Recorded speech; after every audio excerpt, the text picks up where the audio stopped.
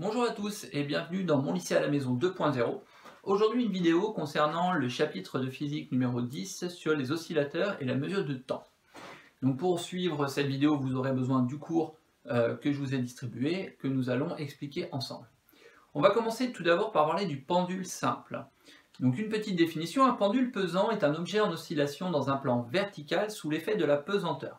Alors un pendule pesant, c'est tout simplement un petit objet d'une dimension très petite et négligeable par rapport au reste du montage, avec une masse importante par contre, qui va osciller dans un plan. C'est-à-dire que ce n'est pas quelque chose qui va se mettre à tourner en hélice ou quoi que ce soit, c'est vraiment, on reste toujours dans le même plan de déplacement. Et il est soumis à l'effet de la pesanteur. Donc en fait, c'est pour ça, il y a une masse avec un poids qui va l'attirer sous l'effet de la pesanteur. Il est modélisé par un pendule simple, objet ponctuel. Donc vous voyez, on néglige la dimension de l'objet ici. Donc on ne va pas le faire avec une énorme bouteille d'eau ou avec un truc très très gros par rapport au reste des dimensions. On est sur un objet ponctuel. De masse M, accroché à un fil sans masse. Alors ça c'est aussi important. Il faut que le fil qui va servir à faire le pendule soit un fil dont la masse est vraiment négligeable par rapport au pendule.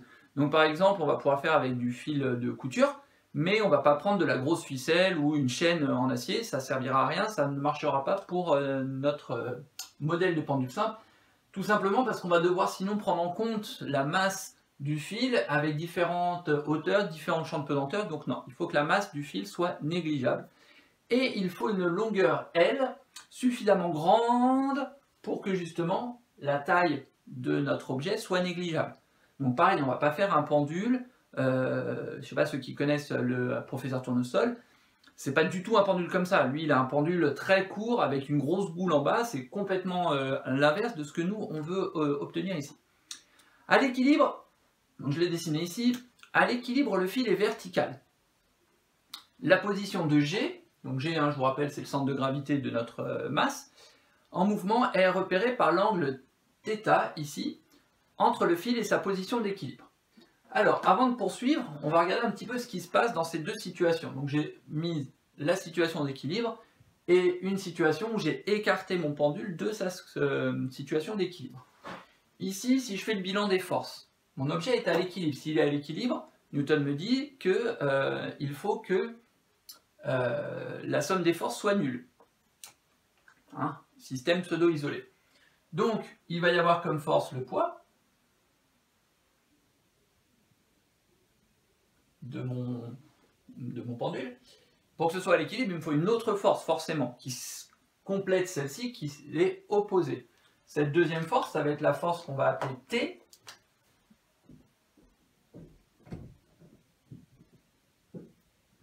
C'est ce qu'on appelle la force de rappel. En gros, c'est ce qui va maintenir la masse à mon point d'attache ici, O, c'est une punaise dans le mur, donc il n'y a pas de souci, c'est un point fixe. Donc on a deux forces qui s'annulent l'une l'autre, donc normalement situation d'équilibre. Lorsqu'on va être décalé par rapport à l'équilibre, on va toujours avoir le poids qui s'exerce toujours de la même façon, même longueur de vecteur, même norme de vecteur, même direction, tout ça. La force de rappel, la force de rappel c'est toujours ce qui va retenir la masse par rapport au point d'accroche, donc c'est le long du fil.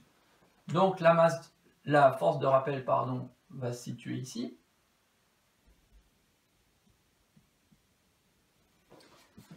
Voilà les deux forces qui vont être à partir du moment où je vais lâcher mon objet. Tant que je le tiens, ici il y a ma main aussi qui va tenir, donc ça fera une troisième force. Imaginons que c'est le moment où je le lâche, on a ces deux forces-là qui vont interagir.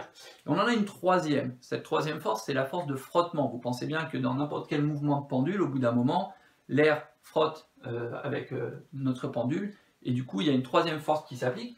Si je veux dessiner cette troisième force, alors je vais déplacer mon petit M, je vais le mettre ici. Cette force, elle va être opposée au mouvement. Là, vous voyez bien que mon mobile, là, mon pendule, va vouloir aller dans ce sens-là, revenir vers sa position d'équilibre. Ce qui veut dire que les frottements vont être opposés. Donc la force de frottement, je vais la faire en bleu, elle va être comme ceci. Petit f, force de frottement. Alors les longueurs que j'ai mises sont complètement au hasard, c'est les directions qui sont importantes. Il faut se rappeler que la force de rappel, elle est perpendiculaire au mouvement, puisque le mouvement va donner quelque chose comme ça. Hein. Donc là, la force T, on voit bien qu'elle est perpendiculaire. La force F, elle est tangentielle opposée, et le poids, de toute façon, il est vertical. Donc l'objet, on vous dit, est soumis à son poids, à la force de rappel et au frottement de l'air F. La poussée d'Archimède, hein, puisque vous savez que l'air, c'est considéré comme un fluide. Comme l'eau, on a l'habitude de faire la poussée d'Archimède dans l'eau, mais on peut également la faire dans l'air. Ici, on ne s'occupera pas de la poussée d'Archimède. T est perpendiculaire à la direction du mouvement, et donc ne travaille pas. Hein, je vous renvoie sur la définition du travail. Quand vous avez une force qui est perpendiculaire au mouvement, elle a un travail nul. Voilà pour la situation à l'équilibre et la situation une fois qu'on est déplacé de l'équilibre. La période. La période, tout simplement, c'est une formule à connaître par cœur. La période T des oscillations. Donc, grand T, la période d'oscillation. On vous la donne dans votre cours. C'est 2π L sur G en racine. Et là, tout ce qu'on peut voir tout de suite par rapport à la période va dépendre de constantes, 2π et G sont des constantes, et donc ne va dépendre que d'une seule variable, c'est la longueur du fil. C'est-à-dire que vous attachez au bout d'un fil d'1 mètre un objet qui pèse 10 grammes ou un objet qui pèse 10 tonnes, la période nécessaire pour faire un aller-retour, hein, c'est ça la période, hein, le temps nécessaire pour un aller-retour sera le même. Ça c'est très important à concevoir, c'est pas intuitif de se dire qu'un objet lourd va mettre le même temps qu'un objet léger. C'est le cas, c'est uniquement la longueur du fil qui va jouer sur la période de l'oscillation de notre pendule. Ensuite, l'énergie. Alors là, l'énergie, je vous renvoie également à des anciens cours sur l'énergie mécanique. Hein. Vous savez que l'énergie mécanique, c'est la somme de l'énergie cinétique et des énergies potentielles. Ici, ce sera des énergies potentielles de pesanteur, puisqu'on est dans une situation où on travaille avec la pesanteur. Si les frottements peuvent être négligés, alors on imagine qu'on n'a pas cette force F ici.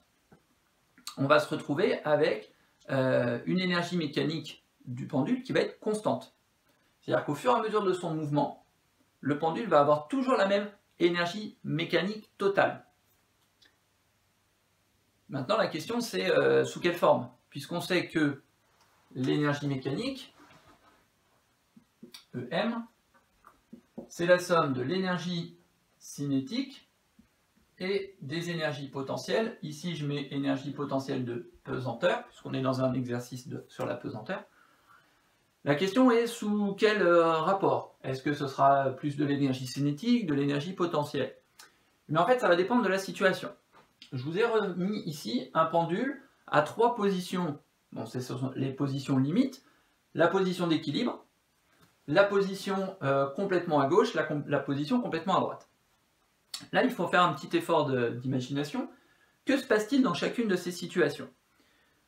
Lorsqu'on est à l'équilibre, enfin, lorsqu'on est dans la position d'équilibre, en bas, on va imaginer qu'on a commencé notre mouvement à gauche, hein, et j'ai lâché mon pendule. Il arrive au milieu, et il remonte. Vous imaginez que quand il est là, avec une vitesse initiale 0, nulle, au moment où je vais le lâcher, il va accélérer en descendant, et il va ralentir en montant.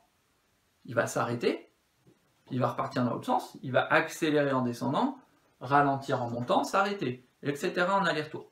Ça veut dire que si on s'occupe uniquement de l'énergie cinétique, l'énergie cinétique, elle est proportionnelle à la vitesse, il y a un lien avec la vitesse. Elle est au départ nulle, cette vitesse, donc énergie cinétique nulle aussi. L'énergie cinétique va augmenter tant qu'on est dans une phase d'accélération ici, de descente, puis elle va diminuer lorsqu'elle va remonter, jusqu'à redevenir nulle tout au bout. Donc ici, j'ai une énergie cinétique à 0. Ici, j'ai une énergie cinétique max. Et à nouveau, une énergie cinétique à 0. Et ça repart dans l'autre sens, en oscillation. Donc si je reprends ma formule ici, quand je suis avec une énergie cinétique à 0, ça veut dire que mon énergie mécanique, ce n'est que de l'énergie potentielle de pesanteur. Donc à cet endroit-là, on a l'énergie potentielle de pesanteur maximum qu'on peut avoir. Et vous savez d'ailleurs que l'énergie potentielle de pesanteur dépend de la hauteur, de l'altitude à laquelle se trouve notre système. Vous voyez bien qu'ici, on est au plus haut. C'est le maximum de hauteur où mon pendule va réussir à remonter, s'arrêter avant de repartir. Donc comme on est au plus haut, ici on va avoir une énergie potentielle de pesanteur maximum. Ici on est tout en bas, donc on va avoir une énergie potentielle de pesanteur minimum.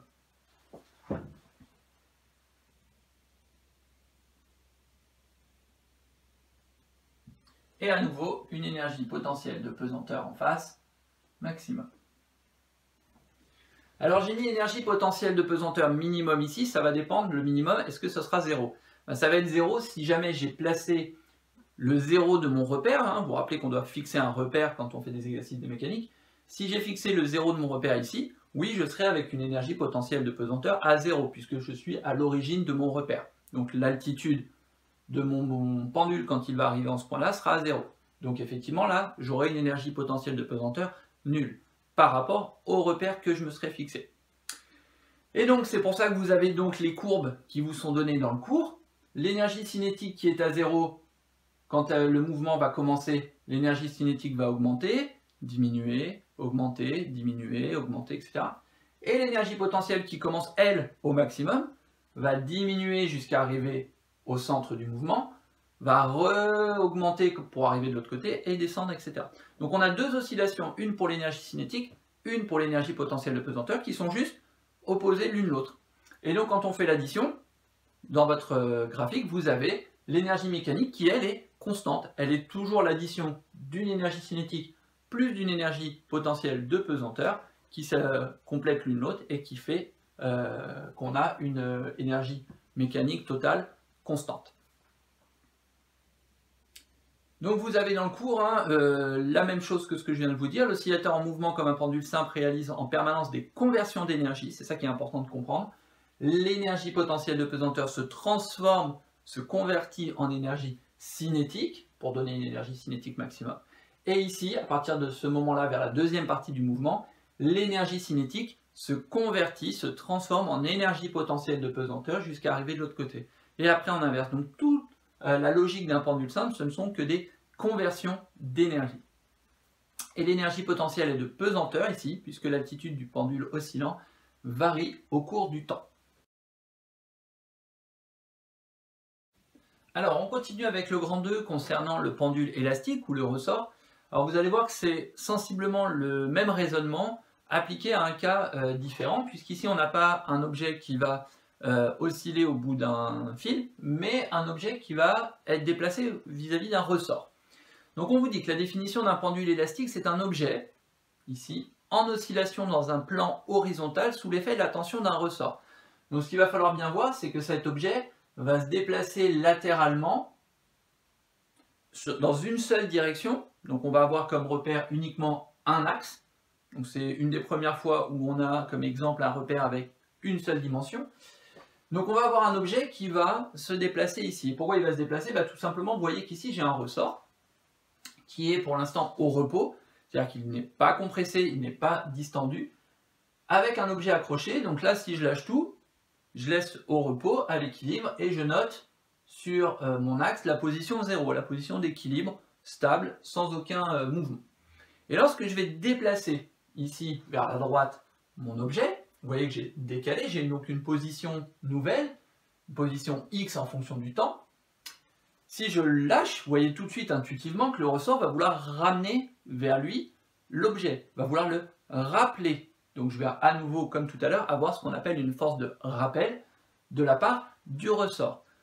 Une fois que l'objet, donc je ne voulais pas dessiner, une fois que l'objet aura dépassé cette position d'équilibre 0, avec l'élan en fait que l'objet aura eu grâce au ressort, vous voyez bien que le ressort va se retrouver dans une situation comprimée et va devoir vouloir pousser l'objet de l'autre côté. Et donc on va repartir dans l'autre sens, et revenir, et repartir, et revenir. Et on va du coup avoir une oscillation élastique, puisque on aura un déplacement comme ça, aléatoire, alternativement droite-gauche de notre objet. Il est modélisé par un pendule élastique, objet ponctuel G, ici de masse M, comme tout à l'heure.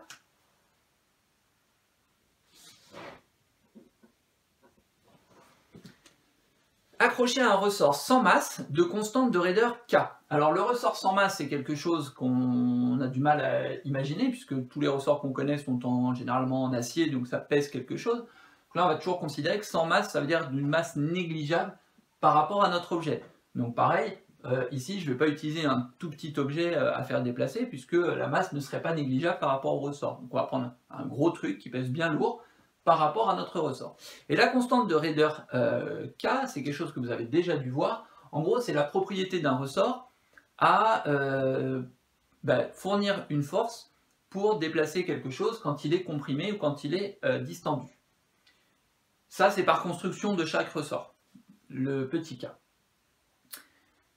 Comme tout à l'heure, on va pouvoir donner la formule de la période, et donc vous voyez que cette fois-ci, la période, qui tout à l'heure était 2π L sur G en racine, ici on va avoir quelque chose d'assez similaire. On a M sur K. Alors, on va essayer de comparer avec tout à l'heure.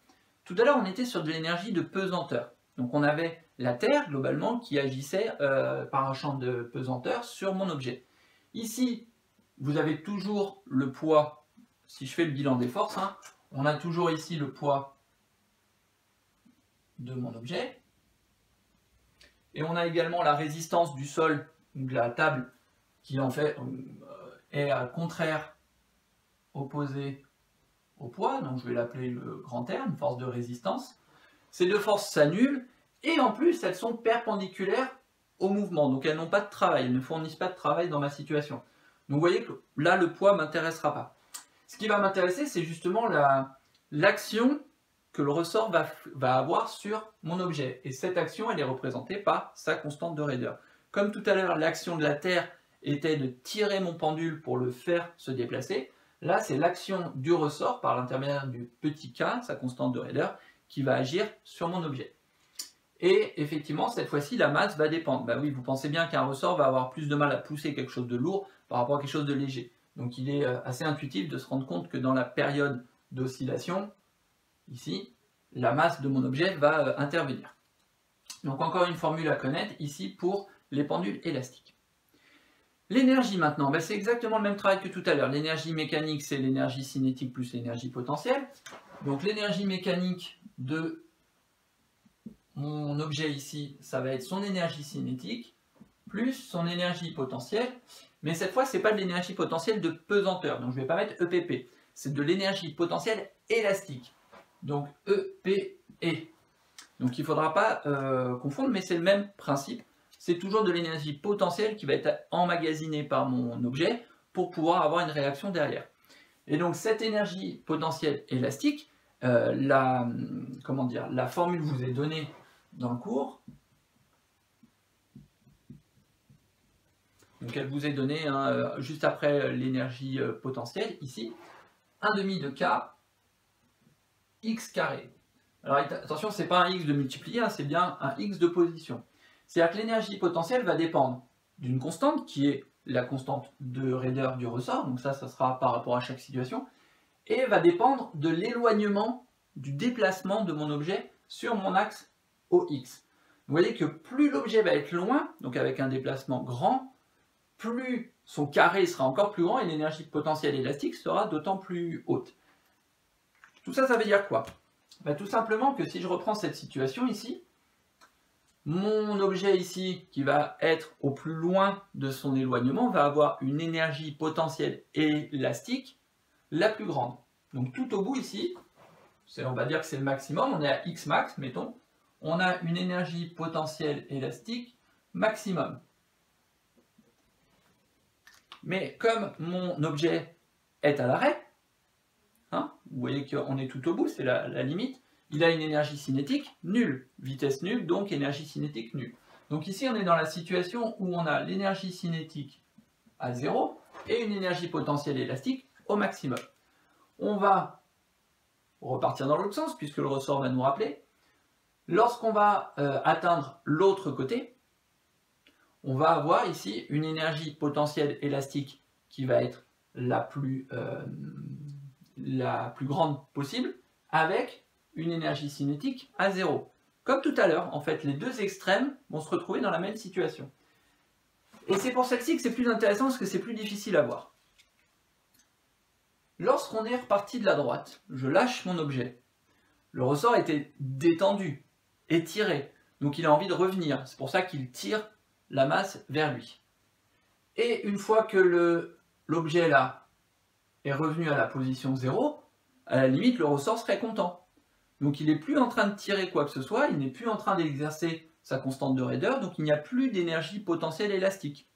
Donc quand sur la moitié du trajet, ici au milieu, l'objet est revenu en position 0, ici j'ai une énergie potentielle élastique à 0. Tout simplement parce que comme x égale 0, vous voyez bien que dans la formule de l'énergie potentielle élastique, arrivé au milieu, l'énergie potentielle élastique est nulle. Si elle est nulle, ça veut forcément dire que l'énergie mécanique n'est que de l'énergie cinétique. Donc à cet endroit-là, j'aurai l'énergie cinétique maximum. C'est là où la vitesse de mon objet sera la plus grande. Donc énergie cinétique maximum. Mon objet a de l'élan, donc il va continuer, il va venir comprimer le ressort, mais le ressort va s'opposer à cette compression, donc du coup il va ralentir l'objet, donc l'énergie cinétique va rediminuer, et mon objet va emmagasiner de l'énergie potentielle élastique, donc il va remplir son réservoir d'énergie potentielle élastique. Donc quand on va arriver de l'autre côté, ici, donc imaginons que mon ressort a amené mon objet ici. Imaginons, hein, on a fait le mouvement jusqu'au bout. Ici, on est à nouveau avec une énergie potentielle élastique max et une énergie cinétique à 0. Donc de droite jusqu'au milieu jusqu'à gauche, on a une oscillation comme tout à l'heure et l'addition des deux fera une énergie mécanique constante. On vous rajoute un petit comment dire, détail sur les frottements.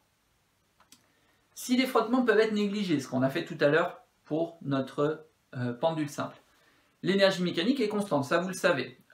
Donc du coup, énergie cinétique qui se convertit en énergie potentielle élastique, puis énergie potentielle élastique qui se reconvertit en énergie cinétique, etc. Et on a des oscillations comme ça, des échanges, des conversions d'énergie. Si jamais il y a des frottements, ce qu'on appelle une force non conservative, l'énergie mécanique, vous le savez, va diminuer au fur et à mesure. Le mouvement de ressort va être de plus en plus atténué jusqu'à s'arrêter. Principe des frottements. Vous avez vu que la variation du coût d'énergie mécanique, si jamais il y a un frottement, va valoir tout simplement le travail de notre force de frottement. Donc la force de frottement, elle sera opposée au mouvement, donc elle sera dans un sens quand le solide va aller vers la gauche, et dans l'autre sens quand il va aller vers la droite, puisqu'on change de direction à chaque fois, de sens, pardon, on va changer aussi le sens des forces de frottement. Mais de toute façon, le travail sera négatif. Du coup, on va avoir une perte d'énergie mécanique au fur et à mesure du temps. Voilà, donc pas grand-chose dans ce chapitre. Deux situations, le pendule qui est quand même quelque chose d'assez intuitif, et le pendule élastique ici, qui est un petit peu plus conceptuel. Normalement, vous avez tout ce qu'il faut pour ce chapitre. Si vous avez des questions, n'hésitez pas à me solliciter. En attendant, bon travail, bon courage et portez-vous bien.